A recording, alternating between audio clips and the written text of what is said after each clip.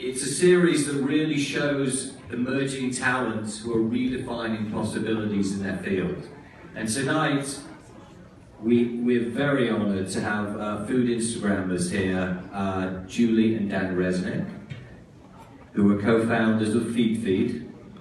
And that's a crowdsourced digital cooking publication community, and they have almost 1 million followers. So we're delighted to have them here, and please give them a very, very warm welcome.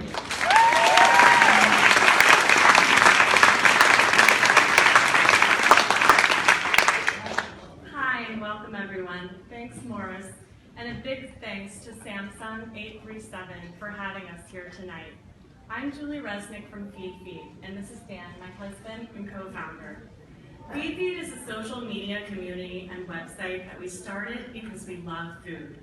We love growing it, fishing for it, harvesting it at our local CSA, snorkeling for it, foraging for it, cooking it, and sharing it every night with our kids, our family, and our friends. Being up here is kind of awkward for us because Feedfeed is not about us. With an audience nearing 1 million on Instagram, you'd be surprised to know that I did not have any personal social media accounts 3 years ago, until I began connecting with other like-minded cooks on Instagram. And Dan is a physician, writer, and photographer who doesn't cook. To be fair, Julie did go to culinary school. She does have a journalism degree and has a successful career in the digital space. And Dan has always been obsessed with social media. He's had a lifelong obsession with technology, and he was the one that really fostered the idea to generate a crowdsourced content and build community all around our hashtag. He's also described by many as, including myself, as a professional eater. More importantly, what Feedfeed is about is the hundreds of thousands of people each day that we share our love of food with. It's always been about connecting people from around the world to share their images and recipes with each other and connect around cooking, baking, and drink making, and often life in general. Hashtag Feedfeed has become the largest hashtag to share your cooking with others on social media. What we do is now take the world's largest crowdsourced collection of recipes and curate them every day into a publication that has two things in mind. First and foremost, culinary creativity, and beauty is the second, all with the goal of connecting people. But what defines beauty and creativity? To help us answer that and curate over 3,000 posts that are submitted on our hashtag each day, we really lean on our volunteer community editors, 5 of which will be on the stage with us tonight. What we're asking of them is actually a bit absurd, to assemble, to style, to discuss what defines beauty, creativity, narrative voice, and shoot that all in under 10 minutes, under rigorous lighting and in front of a crowd. To make it even more interesting, we'll be shooting on a phone, the Samsung Galaxy S7. Part of why we wanted to do this is that many of us, including on this stage, often shoot at home on their phone and post to Instagram. And some of the features on the Galaxy S7, such as food photography mode and selective focus allow you to do a lot of things that you couldn't otherwise do before on the phone.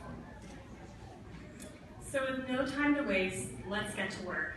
The 5 special guests that have flown in from all over North America to be here with us tonight will talk about their recipe choices, their food photography, food styling, and a little bit about their narrative voice. And just to be clear, I mean, this is the setup you'll be watching us use, and really, you know, it's not an overwhelming setup. Really what we're doing here is just to emulate daylight, which is difficult to do down here. But, you know, it's really no different than the sun coming through a window and diffusing through the room and bouncing off the walls. We just had to recreate it down here. Okay, so let's jump right in and introduce Jessica Fiorello, also known as Feed Me Dearly, our only New York City local photographer, food stylist, and blogger. I personally connected with Jessica a couple of years ago on Instagram, and we both have a commitment to eating seasonally and sourcing locally, and we both have 3 kids that we cook dinner for every night. Welcome, Jessica.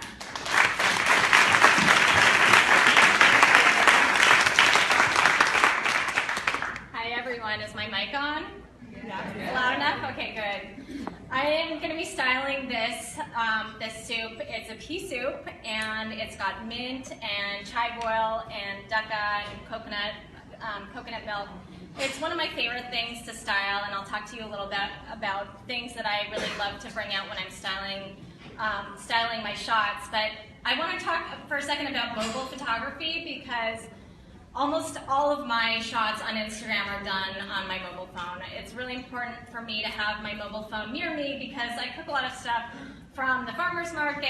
I have a CSA delivery where I get stuff delivered, and I don't really know what I'm going to be cooking each day, and so it's kind of like a haphazard process where I just kind of go with the flow, and I decide that I'm going to cook something. I've got a ton of props in my closet, so many that they actually are starting to fill up some of our living spaces, which is, my husband's in the audience and he's not too thrilled about that. But in any case, I like to have a lot of those props on hand so that when the creative moment strikes, I can just make something and start pulling things out. So even though I don't have a really strict process in terms of how I'm putting together a shot, I do have some principles that I like to go by. And one of those is the surface that I use. And I didn't realize until probably pretty recently that surface is a really important part of my shot. And especially when you're thinking about your grid, your feed in total, you want to have a lot of consistency in your shots. And for me, the best way to play up consistency is with the surface. So I like to use a lot of white or light surfaces, like this marble that I'm going to be using today. I like to use some darker surfaces, like some ebonized wood. So I like to keep with the black and white theme. You're not going to see very much sort of neutral or medium-toned woods in my backgrounds. But it keeps things consistent, so I can start to do some of the more fun pieces, which is play with the other elements in the shot. I think one of the things that defines my shots is that I love to use color in my food. And so you'll see this with the vibrant green that I've got in the soup. And I try to eat as healthy as I can. And so I think bringing color into the shot through the food is one of the best ways to communicate that. So I've chosen this bright green soup today. In terms of props, I try to keep things pretty neutral in color. So I don't like to use a lot of really colorful props, even if I'm doing something really neutral colored like muffins that aren't very colorful on their own. I still try to bring in color through more natural elements like these flowers or some kind of plant or herbs even. So color is a really important thing. Texture is also really important for me as well. And so you'll see that here I've got, I like to use a lot of vintage props.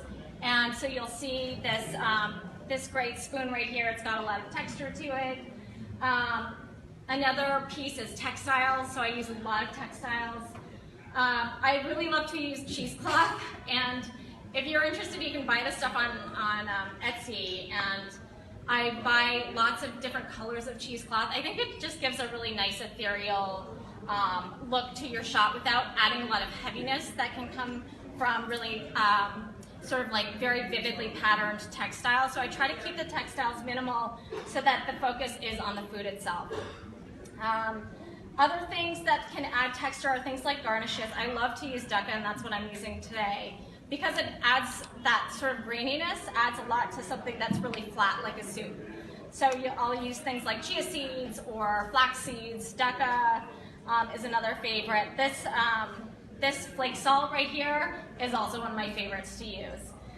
So that's texture, and then I would also say another big component of the way that I shoot is, I'm going to call it geometry. This is not math class, but I like things to be sort of lined up. So you'll see that I've chosen this board, which is circular in nature. It's not really sort of an amorphous shape that I think looks really beautiful in a lot of people's photos, but for me specifically, I like to use a lot of round shapes, square boards. I try to include all of them. If I'm using a square board, I try to include it all in the shot because I like the angles of the board. I like even some of the details on the board itself. You'll see those stripes that go up and down. It's just another sort of geometric element. I use a lot of circles. I've got the circular bowls, but then I also like to include my circular prep bowls because it also just gives you another opportunity to show off the ingredients that you're using in the shot. So let me just, I do want to do a little bit of styling itself, okay? And I'll hurry things along. And on top as a textural element. But the chive oil is super easy to make, and it's really vibrant and green, so I like to use that as well. And then I just kind of use a toothpick to, do a little, this is not too fancy in light of time, but I do a little bit of that. Same thing with the other one. It just makes, when I'm talking about geometry or, sort of like geometric shapes, it's just having a kind of a patterning on it is just a cool way to accentuate all the different elements that you've got. And then I just like to add a little bit. I mean, it looks pretty as is, but I like to add a little bit more of the texture because otherwise it would be a really flat surface. So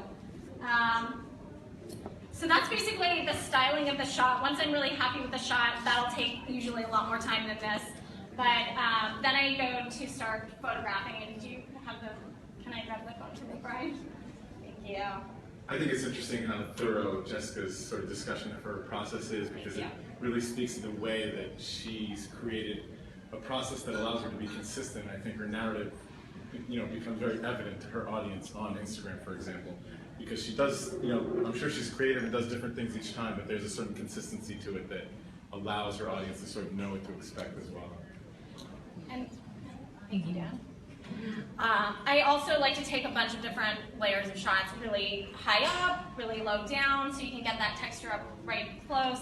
The high up shots give you the ability to include some white space in your shot, which is really nice when you have an Instagram grid.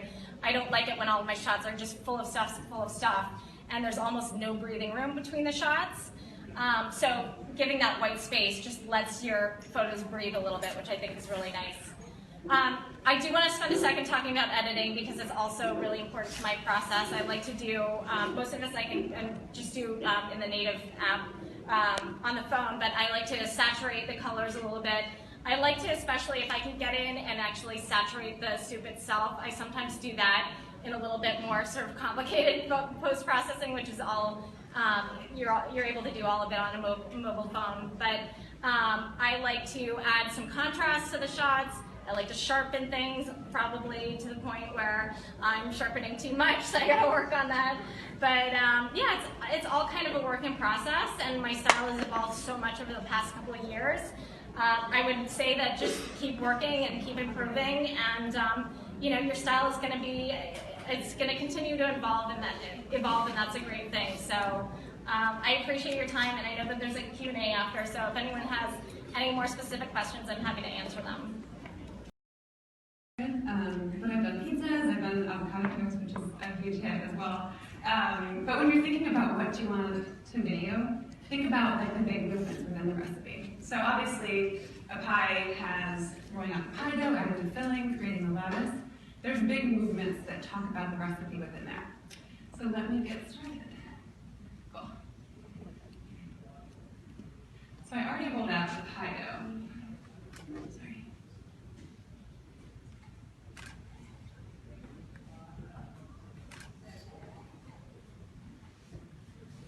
And the easiest way to get the pie dough back in the pan is to put it back in the rolling pin. Sorry, guys.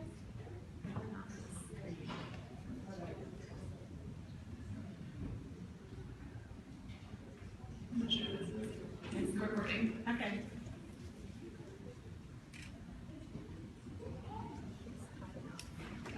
Sorry, Brian.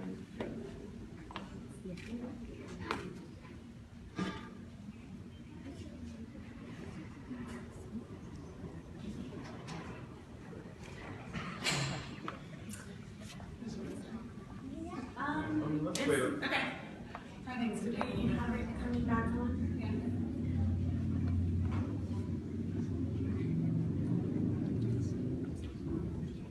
Did it run out of batteries? So I'm just going to show you without actually recording it. And we're going to show you the video. Yeah, Actually, we got to finish the video. Yeah. Here we go, it's back. Yeah, okay, great. So pie dough's all rolled out. I'm not going to actually add that to the video, but I'm going to start with it kind of rolling it out. So just roll it out in. And then the great thing about video is that you can actually just pause it. So I could have paused it right there and then pushed in my pie dough. You can edit it out later, which is the genius part. So I'm just going to put the pie dough in this. I'm going to trim around the edges.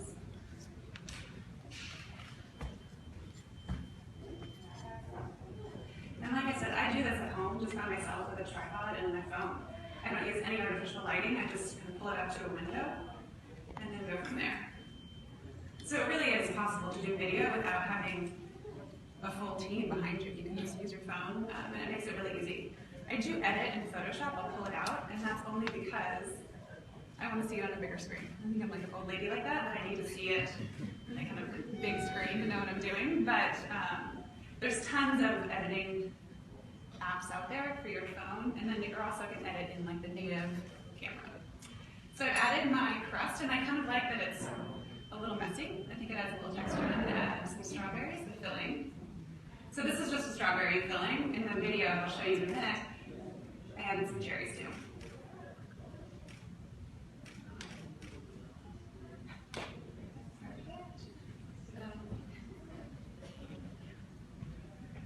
This filling also came with me. Basically everything came with me on the plane.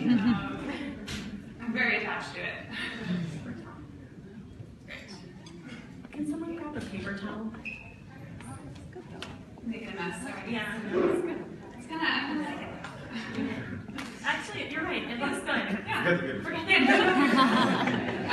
Thank you. And then I've already done. Can we put the phone back on, please?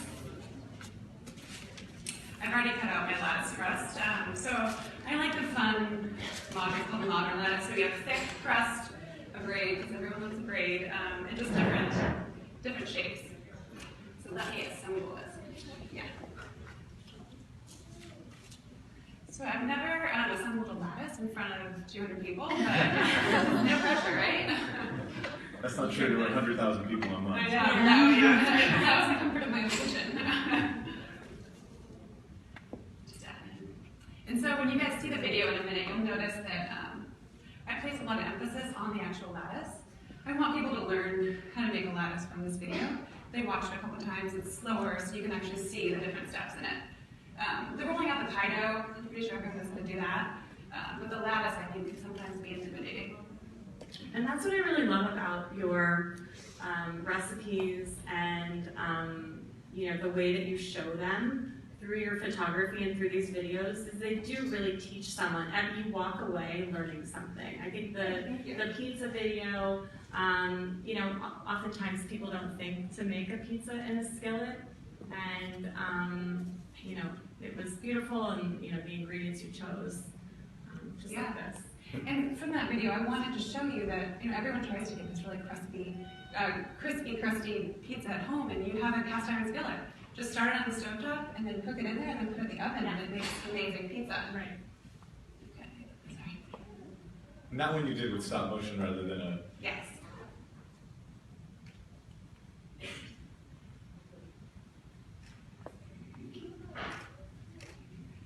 So for this, I'd obviously go back and edit it. So I'm talking and moving a little slow, but I can go back and edit it from there.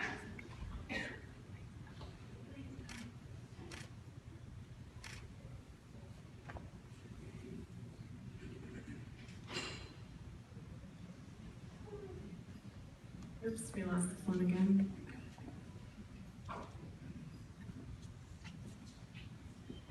Okay, Let's let's pull the lizard. Usually have a little sip. Okay, cool. We are done. But I wanted to show, and you'll see it better in the actual video, the importance of kind of slowing down the lattice, and you see it in the better light. Exactly, yeah.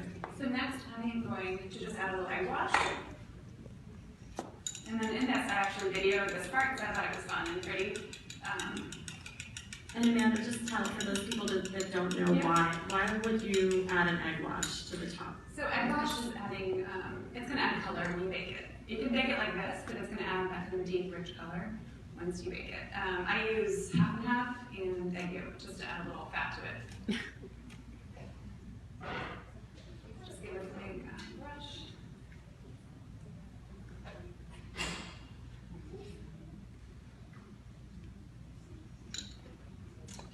And then this is also the beauty of editing. Like I just messed up there, but I can stop it in Photoshop, which is what I edit, and fix it, and fix out the fact that I am fixing it. And then lastly, I'm just going to cut around the edges. My pie was a little warm. I apologize. do you keep your pastry in the refrigerator or the freezer? I saw you pounding it earlier I today. know, so it was really cold, so that's what I pounded it for. Okay. But I would probably take this. This is too warm right now. I put it in the freezer for a couple minutes before I baked it. Because you want your pie dough really cold before you put it in the oven. That's going to get that kind of like puffy, crusty, really great pie dough. So perfect. So my pie is done, and I'm just going to pull it away from the camera.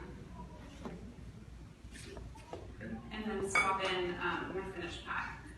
You could add text saying bake at 375 for an hour and a half.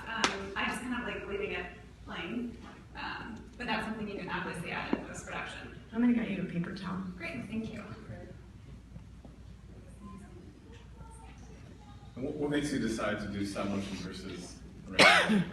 I think it's probably just time. No, it's just convenience. Yeah.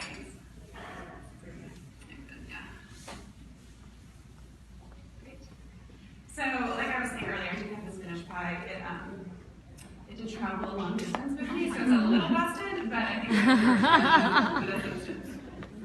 And then I basically just slide it in, and you have a finished pie. Yay. You can probably roll the video now. Awesome. So, here's the video.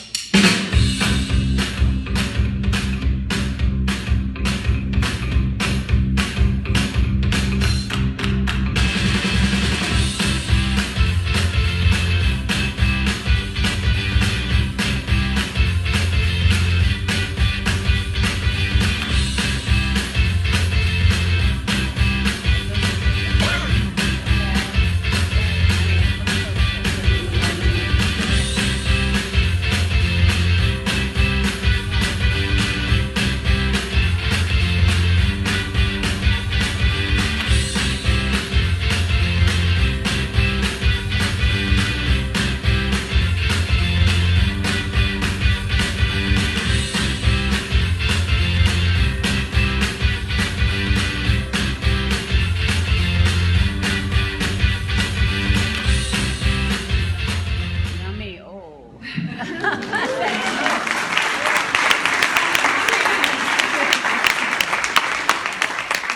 Thank you so much. Twist the pasta around the fork and leave that in the bowl or plate. And here you've decided to style it with several different twists. And it creates quite a texture. I think that's kind of the point of that technique for us. Yeah, it really flatters the pasta. It's a hard thing to do, I'm not gonna lie. Getting those twirls, it's easier with a thicker cut for sure. But if you can get it right, it's beautiful, and it highlights the pasta, and it makes it look like, man, I really want to eat that. And that's my main goal with any food photos. Like, I want the person who's looking at that say, I want to eat that. So that's my main goal always. And I think that's what really resonates with people with your photography is that whenever I look at your feed, I actually get hungry. I'm looking at food photos all Well, day. that's the goal. No, yeah, that's the goal. and I get hungry. So what are you assembling Yeah, for us so tonight, Tian? today I'm making strawberry palomas, and drinks are really fun, I think, to style. Some people maybe have a hard time with them and whatnot, but I think you can have fun with them, especially if it's like a summer drink. And for these, before I even start, before I even start to style a photo, I always think, how do I want the photo to feel like? Do I want it to feel super bright and summery, or is it winter and are we making pasta and should it be really cozy or whatever? So for these drinks, summer for sure, super light and airy. And so once I have the mood, I kind of think, okay, well, what kind of surface do I want to use? Should it be light? What kind of textures do I want? All that plays into it, and I also think about the colors in the food and what will look best with those colors. And then, so with these drinks, I always have fun when it's like a cold summer drink, using ice as a prop. Like Nick said, I do like to make the food really stand out and not use a whole lot of props. I can have fun with props for sure. But for the most part, I really like to make the food the focus. So today I'm just using the ingredients that I have in the drink and my glasses.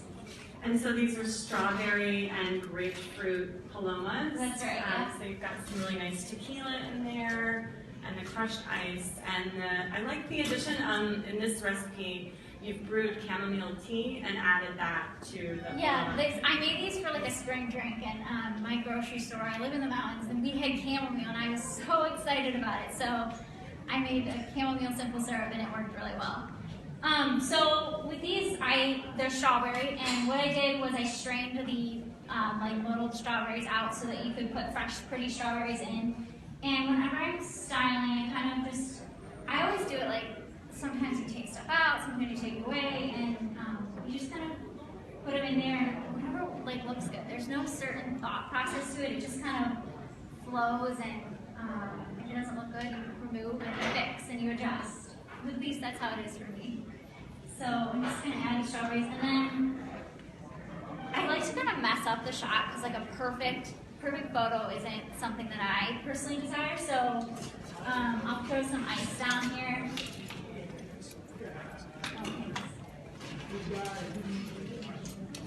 And then decorate with the chamomile.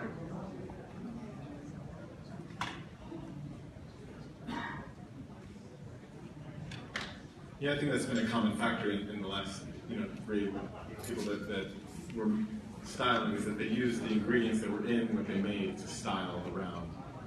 Yeah, I'm a big I love props and I love having fun with that, but I feel like people relate to the recipe better and feel like they can achieve that same recipe if those ingredients are incorporated within the shot. Yeah.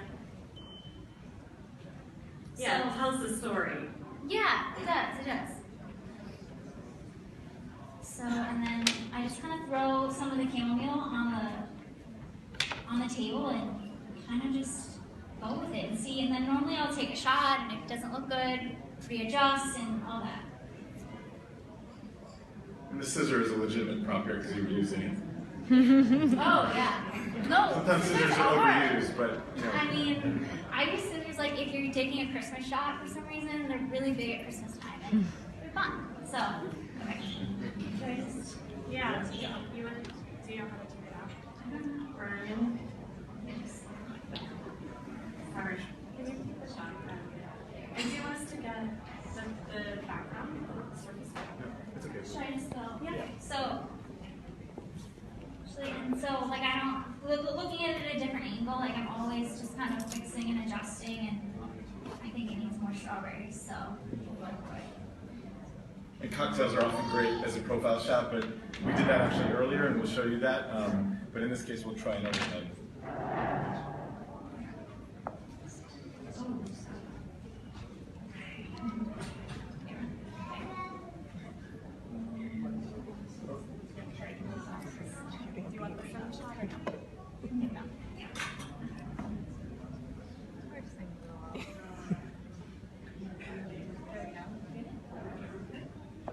That's great. That's pretty good. Yeah. And especially when you're going from kind of an alternate angle besides profile or overhead, just like Tegan did, sometimes it's helpful to really crop close. Yeah, cropping is really helpful, and I think it's really fun too. I think a lot of people get stuck with overhead shots. I think it's really fun to adjust your angles and play around and do something kind of different. Yeah. So have fun with it. And as Dan mentioned, we'll show you another version of this that Tegan took earlier, which is the profile shot. Great. Thank Thanks you. so much. Yeah. Thank you. Yeah. See, can I have a bit more cow on it?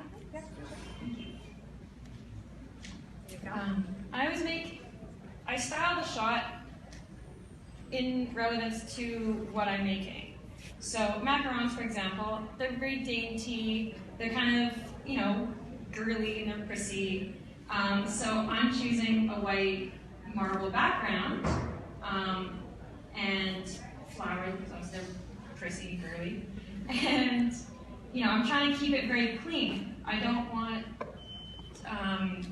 to have it cluttered. I don't want to have rustic things in it.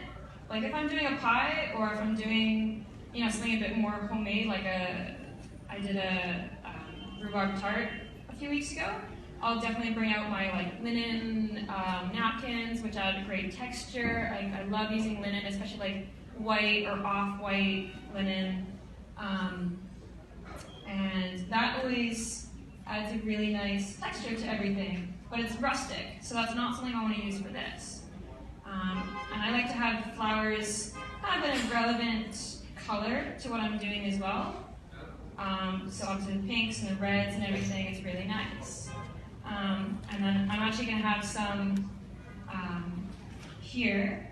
I've got the piping bags here as well. So this is, the macarons are filled with two types. Obviously there's the ganache.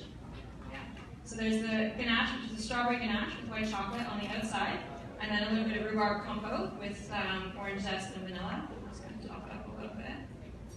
Never have too much.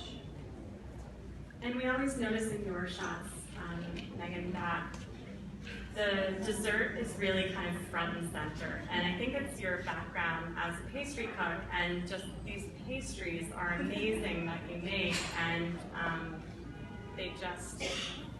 The so s'mores cake was genius because you took the spoon and smeared it all the way down the front. It's funny, with the s'mores cake, when I did the photo shoot for that, I was really struggling with how to shoot it. I was really like, oh my gosh, I can't, there's no props that fit with it. It's not rustic, but it's not totally clean, like macarons, how do I do it? And I was really getting really frustrated. I was sitting on my floor and I was very mad at myself. And then I took that one shot and I actually took a few bites. Those were me eating it, because I'm done with this. This is it. And then I kind of sat back and I looked at it and I'm like, oh, that'd be a pretty good shot. All right. Took a couple and I'm like, whatever, okay, I'm done. I'm so tired of this now. And then I looked at it in my editing room, and then it was amazing. And I was like, well, there you go. That's it. That's the shot. Which sometimes it happens like that. Sometimes I look through the viewfinder. Yeah. And then we saw it, and then we rushed to post it before Bon Appetit or Food One. Don't do anything. But yeah, so I love macarons because they're dainty and they're cute. And then they also work great from overhead shots or from a 45-degree angle. So that's why I've kind of got them in different states. They're not all just flat, and that's why I've got one that's without a top so you can see what's in it. And I got this one on its side, so you can kind of get that side view. It's not just little discs. You want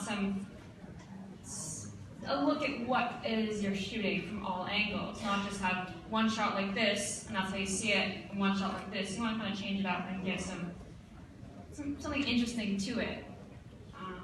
So. Should we try to take it up and do that shot that we did earlier? Yeah. So, thank you very much. So, I always like to take a variety of shots as with kind of a food blogger. You don't want to just get one. You want to get a couple. Yeah, that'd be super. Thank you so much. So, macarons, as I said, They roll. Yeah, they're pretty dainty, and so you don't want them to roll away, but at the same time, you gotta move that. We've lost a few today. They were happily eaten. Yes, right off the floor.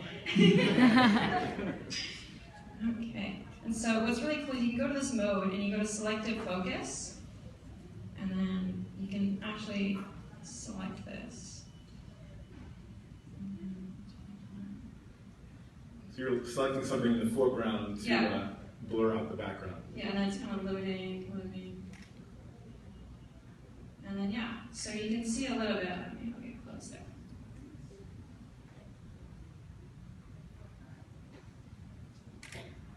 Wow. So you can see as it's loading, it's kind of the focus is changing. So right now it's on the background, and then as it finishes loading, see how the foreground is in focus and the background's not.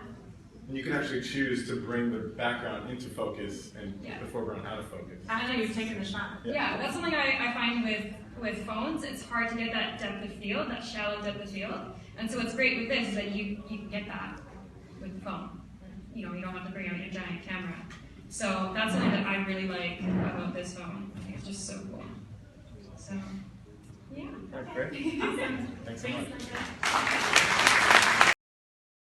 Not so much propping, because I am a big minimalist when it comes to propping. So my focus is, let's look at the red the red cherry sauce in here, as well as the white swirls.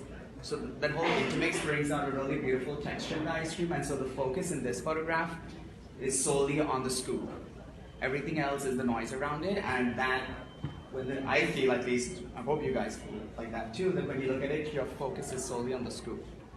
So that's pretty much my process going up, at least with this photo. And so what are you styling and what have you made for us tonight? So I made a pear and ginger compote, which again brings about the influences that I grew up with and I've experienced. The compote it's such a beautiful Western condiment. So you just cook fruit down, and I've infused it with saffron, something that I grew up using a lot. There's green cardamom, which kind of gives that fruity smell to it. And I use an Indian dark sugar called jaggery, which has a really deep, rich, smoky flavor to it. So I cooked this down and actually flew with this on the plane. Ziploc bags, use a lot of Ziploc. And so what I like to do in my photographs, and if you look at my blog, I have a bunch of photos always, which I like to tell the story from process, ingredients, and to finished product. I feel there's a lot, for me it's more about the social message, also about people who are in kitchens that we never hear about. And for me that's really important to convey that story. So you'll see a lot of hands in my photos. The Samsung phone is pretty cool. It has a lot of great features. You can do a low depth of focus, selective focus. One of the things that I like to do when styling is to give the food, make the food the center of attention. So like in this shot, I have this beautiful cast iron pot, and I'll style it with a couple of the ingredients.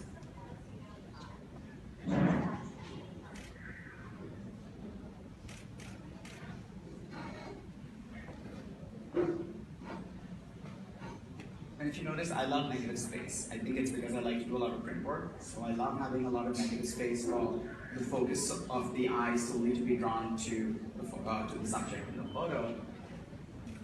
And so this is one of the prep shots that you will see. The beauty of this compote is that it can also be used in different things. I like dishes that are simple and that you can stretch them out in 100 different ways. So the compote, you can serve it over yogurt, you can serve it over cake, you can eat it straight out. So that's something that I'm going to do next. And I think when Nick, I don't know if this mic is on, when Nick talks about isolating ingredients, I don't know if you really fully mentioned that he really accomplishes that with the way he lights his ingredients. There's a lot of shadows, there's a lot of focus on something central. And, we're trying to replicate that here, but I think it's a little bit easier when he has a little more time to miss it, like he did with the cherries. But you'll see he does that here as well. I actually like using artificial light a lot. Unlike a lot of photographers, I lived in DC for the longest time. We had a basement condo, so I learned first on artificial light and then migrated to natural. I feel it's good to know both, because you never know. Sorry, I noticed you're using a plastic spoon. It's whatever works, right? Yeah.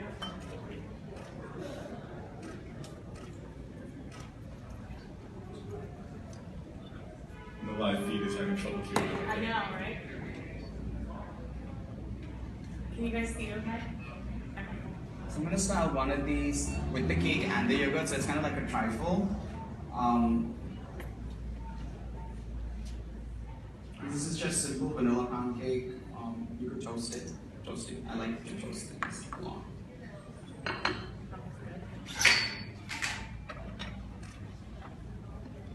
Wow, I just smelled that as it came by. No, that's great. I said the ginger and the citrus.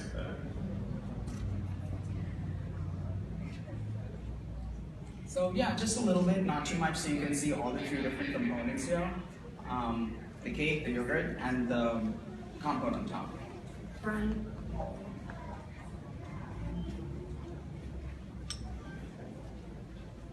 And then I like to dab a little bit of the juice on the side a little bit, just to give it a little texture. And then, let's see if I can fish the saffron strand out.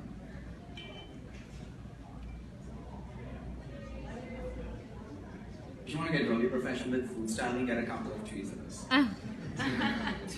So tweezers really help, and pastry brushes.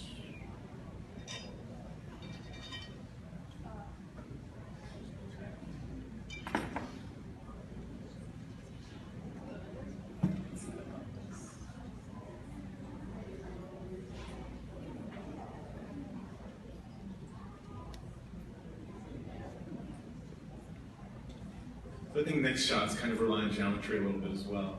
Yeah, I think it's because I was a scientist before becoming because I love math a lot, and everything is geometric. I think I like circles, I like curves. I feel they're very sensuous, and I think that kind of accentuates food quite a bit. It makes the food speak for itself, at least for me.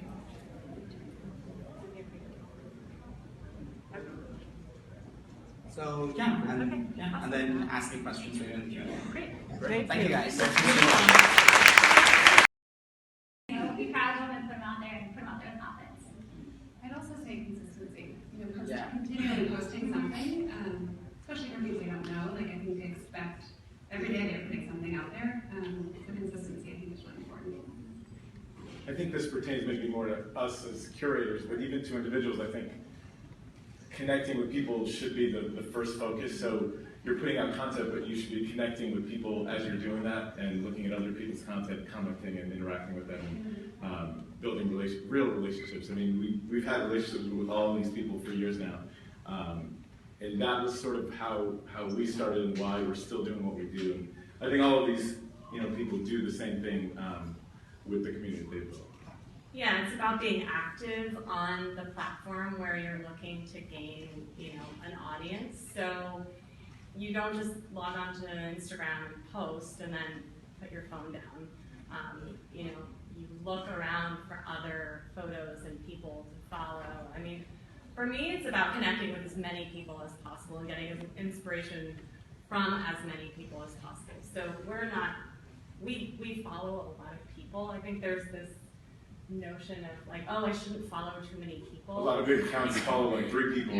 I think that doesn't make any sense. Like you want to get ideas and inspiration from as many people as you can. So follow more people. Any other questions? Yes. How much time do you spend per week baking versus doing social and communicating with fans and such?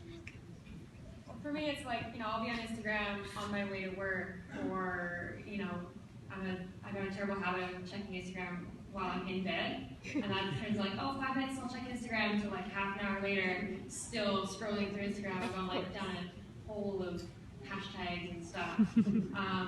But like on my weekends, I'll spend at least like a day to a day and a half prepping and finishing and then shooting everything. But the social media stuff just kind of stems from that. Like I'll have my blog photos, which I will then put on my Instagram, which I can then later go back, a few weeks later, a few months later, grab some photos from my blog, put them on the Instagram again, or different ones, or Throwback Thursdays, or whatever.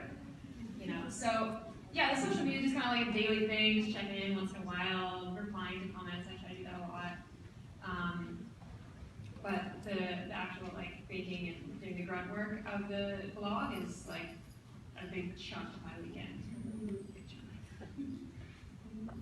Yeah, I spend a lot of time cooking. I mean, my days are spent photographing because I work as a food photographer in the city. But yeah, I try to cook at night and I space my shots out, especially if it's something that will look fresh. Maybe on the weekend, you can space it out. If it's something as fresh as a pie or a fresh fruit tart, probably not. The whole weekend goes into that. But it's a fun process. I think if you're passionate about it, you love what you're doing, you will not notice it as work. You won't feel like you're losing time. I find it really useful to use scheduling tools. So I plan my week out, and there's no conflict. For me, I'm a big fan of daylight. It's just my thing. So I'm cooking and shooting during the day mostly. I'm also doing a cookbook right now, so it's just kind of a lot of cooking right now, but that's just the way it is. But yeah, social media just falls in the foot that you want to share your photos, and for me, I'm doing multiple recipes a day sometimes and shooting them as well. So I'm sharing them as well. So it's a lot. It's just a balance of them all. pretty quickly through recipes. I don't like to have more than like 10 or 15 minutes of active time, and then it'll take me probably like 30 minutes to shoot and edit a photo. So I actually, I try to do a lot of that work on weekends, but I know that social media is very in the moment, and I sometimes feel like I shouldn't be posting stuff that I've done on the weekend in the middle of the week. I feel a little bit guilty about that, but sometimes that's what you've got to do. And like Julie was saying, you know, just stay up to date with what people are doing during the week, so it's not like you're disappearing, for, you know, doing stuff just on the weekend, and then you're coming back posting your photos but not commenting. I mean, I just think engaging with people is critical throughout the week, so. In regards to getting your attention, do you find it more useful to tag the wrong picture, using a hashtag, or what? Adding us to the photo. We look at photos of you. We do look there, but mostly it's the hashtag. Like I said, we have over 100 community editors who are helping us go through that, in addition to Molly and other members of our staff that look every single day. And they added specific things, specific ingredients, topics, kinds of cooking. We also, people ask me, like, how do you choose what you're going to post? Most of the time it's just like, what do I want to eat or drink? You know, I like, if it's, you know, I don't know, fall and apples have just come into season, it's like apple crisp, apple pie, apple donuts, you know, like that's what I want right now. So I'll do a search on our website to find posts. And people really like that because we bring those posts back to life. We are choosing posts that have just been recently tagged, #Feedfeed, but oftentimes we'll post something from someone that tagged it 2 years ago. And then, you know, they write us an email and they're saying, like, this is amazing, you just brought that back. I forgot about that recipe. How did you find it? And so that's how it's a little bit of both. Yeah. Any other questions? Yep. How long have each of you been posting on Instagram, and at what point did you feel like you really hit your stride? I think I just hit my stride like 5 minutes ago. Thank you. So I started my Instagram when it was just my personal life, personally pictures of my dog, my husband. This was probably 3 years ago, I never knew, I don't know, I felt weird putting, this is right when Instagram started, I was like, should I put food out there, should I not? When I started posting more food consistently, I think that started the momentum. And I saw that your audience they yeah. wanted more food for them. Yeah. I still don't think I hit my stride. It's like, I don't know what I'm doing. I just don't post stuff. I'm like, oh, people like it, great, whatever. But I've had Instagram for quite a while, and at the beginning it was all cat photos. I still have some cat photos, but like, I'm a crazy cat lady. It was adorable. You can check out my Instagram, you can agree, it's adorable. But yeah, like I just started posting more often and more consistently, and as my content for my blog got better because I became a better pastry cook and a better photographer, I started going up and up and up. And at one point, I was featured by a few accounts in the span of a few weeks. And I think one of them was like going out for tweet or something. It was like massive. I flipped out. I was like, oh my god, I was screaming.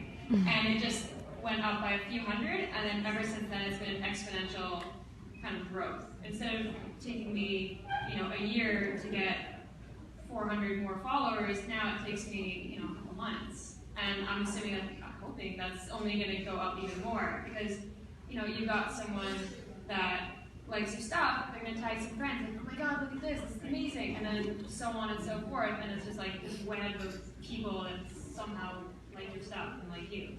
So, yeah, it's exponential. I joined Instagram late about a year and a half ago, so I felt I was out of the loop.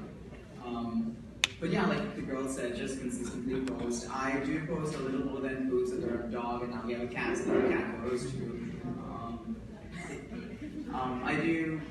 I post whatever I think makes me happy, what inspires me. Like, so a lot of landscape stuff. I actually follow, I think, a lot more interior decorators and a lot more travel photographers for some reason on my Instagram account. I think there's inspiration to look for everywhere, and so don't tie yourself down to just following food photographers or food bloggers, because you can literally get styling ideas or even layouts, for example, just from looking at a building or even this space, for example. So there's a lot to pull out there that's in front of you. You just have to take the time to pay attention. I joined Instagram maybe like 2.5 years ago, and I did it because my brother said, "Why the heck aren't you on Instagram?" So that's why I joined Instagram. And like I said, before I just started posting the recipes that were on my blog, and from that point, that's really, I think in the beginning, sure, there was like a few like family photos and like dogs, but I kind of made it a decision, early on, like this is my, blogs account, this is my work account, whatever you want to call it, and I'm gonna post food photos here. And so that's what I did, and it's really worked for me. And but I really like what Nick said about not just following food people, because I do find a lot of inspiration from travel photographers and just other people. Like, it's not, you can get so much inspiration from really anything, and I think it's important to not like stay focused on one little niche and branch out and look at other stuff. And I started on Instagram in 2013, and I took a lot of really bad photos in the beginning. And you can actually, I deleted a lot of them, but I also left some to remind myself of how far I've come. I didn't know anything about color correcting with temperature, and it was just a mess. So anyway, you're welcome to go way back in the feed and look at what I still have there. And I would say that I became a little bit sort of consumed with like building the following and not putting any content that would I'm not going to say upset people, but I actually use a lot of followers when I put stuff that's non-food on my feed. And that used to kind of frustrate me, and so I started to post more and more food photos, and it became sort of stifling to me. I felt like it was really inauthentic to who I am as a person. I think of myself as kind of a multi-dimensional person, and I wanted to share those other parts of my life. And so it was only within the last couple of months I just sort of said, you know what, screw it. I don't care if people drop off when I post, like, a ton of people drop when I posted chicken wings, because I think a lot of people think that I'm vegan. I'm not.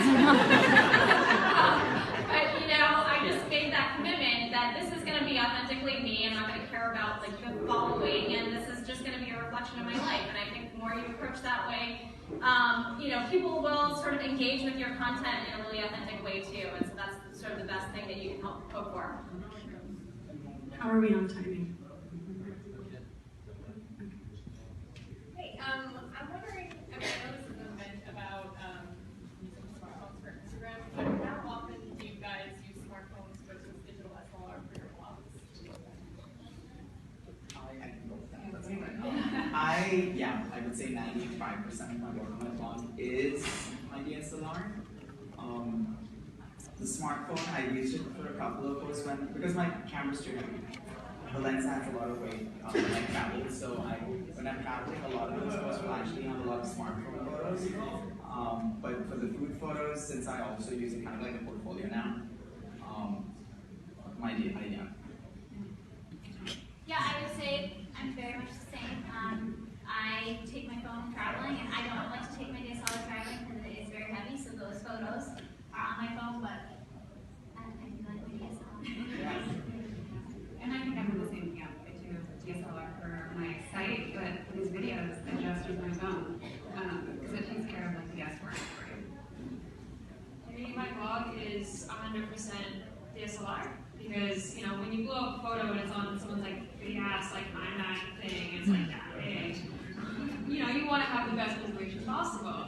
But my Instagram, I do kind of mix. Like, I'll definitely take some shots of my blog and the rest of DSLR. But then sometimes when I'm actually making something, like in the process of shooting it, I'll take a snap with my phone and then upload it like right then and there. I'll just use a VSCO filter and like adjust a little bit, but then I'll just upload it straight to Instagram and just see how it is, see how I like it, and then maybe a few weeks later I'll post like a fancy nice DSLR photo of it. But I do like having a bit of iPhone in there just to be like, I'm not this perfect person that's always like DSLR, my life is beautiful, oh my gosh, it's like my iPhone's dirty and messy, and I get flour on it, and it's nasty, but I use it a good amount. And I'll just quickly jump in. I'd say most of the photos for the blog are DSLR, and for Instagram, they're from my mobile phone. I think that the content is perceived differently differently in both forums. So for the blog, I think people sort of expect that you use a DSLR. I certainly will, when I'm traveling too, when I'll put some mobile photography in my blog post as well. But for Instagram, I feel like there's sort of like an expectation that you use your mobile phone. And some of the pictures that I've used my DSLR for, maybe that's just what people expect in my feed in particular, but they don't do as well with the depth of field, and people sort of like that flatter shot. It's a very specific style to Instagram, and it works really well there. So I think you just need to be sort of conscious about what tool you're using for what platform. I just want to quickly speak to that for ourselves. We almost exclusively shoot on a phone, even for our commercial work clients. Sponsored work, we don't feel comfortable posting on Instagram from a DSLR. And we just had a shoot, preparing for this, and we had a shoot a couple days ago, and I tried a couple shots with an SLR, and I used the Samsung phone, and we chose the Samsung shot. But the brand chose. We gave them both shots, and they chose one. For a lot of the same reasons, I think with Jessica. Can you talk a little bit about the financial side of things without going into any details? Like, how do you manage that balance between doing what you love doing and then getting paid for what you do without, embarrassing yourself? So I had a full-time job before that I just only recently left test kitchen, so that was easy. I wasn't relying only on blog or my Instagram for the money. So I could choose, really picky if I did a sponsored post, and only kind of do things that I was passionate about. So I think having a full-time job was a little easier for me. For me, I don't actually get paid for anything on my blog. I've had companies send me a couple of free things, but only if I've said, yes, that's okay, like I'm on board with working with you. I've rejected quite a few companies because they're just not what I would do. Like, I would never work with a company that I wouldn't recommend to a friend or that I wouldn't use myself without being asked. Like, I have a company that asked me to work with almond butter. Almond butter is great, I have nothing against it, but I just don't use it in my baking. I've never used it. I could, I'm not against it, but I just wouldn't do it, and so I said no to that. But yeah, I try to keep my blog's integrity because I do have a full-time job. That's where I'm making my money. My blog is not my money maker. I'm not trying to turn it into a business. So I've had a lot more freedom to say no when I feel that I'm not totally on board with it. So it's pretty easy for me. I've done a couple of sponsored posts over the past year. Again, like she said, if the brand fits with what my principles are, and it's again something that I'll actually use at home and I see myself using it down in the future at some point. Yes. If it fits and you feel comfortable doing it, go ahead and do it. I don't think there are any kind of rules. There's no stigma. I think people put stigmas on themselves when it comes to stuff. If you want to do it, you feel comfortable doing it, go ahead and do it. Same thing for me. I actually used to try to keep the blog very sponsored content free, not do any of it, whether I love the brand or not, just because I had it in my head that I was like, no good, you shouldn't do that. But within the last year, I started having some really great brands contact me and brands that I love, and I was like, why am I turning this down? I would really like to collaborate with you guys. So I do a little bit of that only if it's a brand that I absolutely love, and the connection between that brand is really great and all that. So in regards to making money and things, I do this as my full-time job. So I do a lot of work outside of the blog as well. What you see on the blog isn't everything. It's maybe a fourth of what I'm doing right now. So the blog has given me opportunities that have been amazing, that I have been able to grow and work with large brands and do, photography and styling and recipe development. So that's kind of how we just tie it all in. And I agree. I'm pretty picky about who I work with because it's, it is my brand that I'm trying to protect, and I'm about healthy food, and so I try to be, choosing. Even if I'm working with a bigger brand, I like it for it to be organic, where possible. So I work with a range of companies. Some offer to pay, and that's great. Some I really want to work with, and it's unpaid, but I think that a partnership with this company would be great, and they'll evolve into something that, maybe they can pay down the road, and I love to use their products, so I don't get paid looking for it. So it sort of depends on who the client is. But it's really hard, especially in the beginning, and I don't have this as my full-time job either, but it's really hard to make a full-time income in the first 5 or 6 years of blogging. So, having an alternate income is useful, and then it also allows you to be a little bit pickier about who you work with, because if you just go all in from the very beginning, you're going to start working with anyone who throws $50 your way, and I just don't think that's the way to go. You want to build your audience, kind of authentically, and sort of be a little bit choosier about who you're working with. All right, well, you have a question? Can we get a photo of all you Oh. guys? Thank you. This way. I guess I'll say it. That will be good. Each slide. Yes. Reach down. So thank you so much. We do have water and donuts. Where are those? That reminds me about that.